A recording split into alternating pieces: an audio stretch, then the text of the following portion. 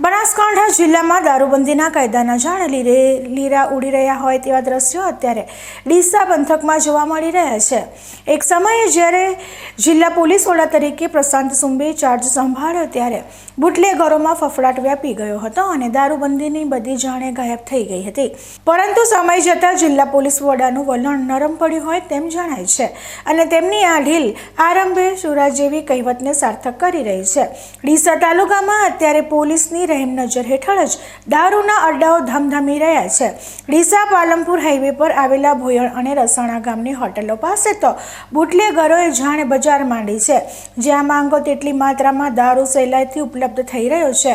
આટલું જ નહીં, આખોલ 4 રસ્તા, જોરાપુરા અને જેરડા ગામમાં તો દારૂના એવા હોટસ્પોટ તૈયાર થયા છે કે સામાન્ય માણસ પણ અચંબિત છે।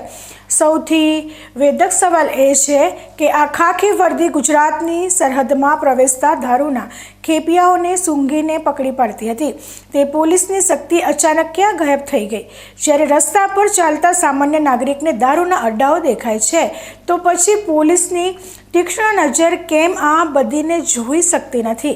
ડીસા તાલુકાના ગામડાઓમાં પરિસ્થિતિ એટલી હદે વણસી છે કે ગ્રામજનોએ પોલીસને જગાડવા માટે આવેદનપત્રો આપવા પડે છે, જે ખાખી માટે ખરેખર શરમજનક બાબત છે। આવેદનપત્રો આપ્યા બાદ પણ ડીસા તાલુકા પોલીસના પેટનું પાણી હલતું નથી, જે સ્પષ્ટ કરે છે કે દારૂના આ કાળા કારોબાર પર પોલીસના અદ્રશ્ય આશીર્વાદ વરસી રહ્યા છે। આ નિષ્ક્રિયતાને કારણે સેંકડો પરિવારો બરબાદીના આરે ઊભા છે અને યુવાધન નશાના રવાડે ચડી રહ્યું છે।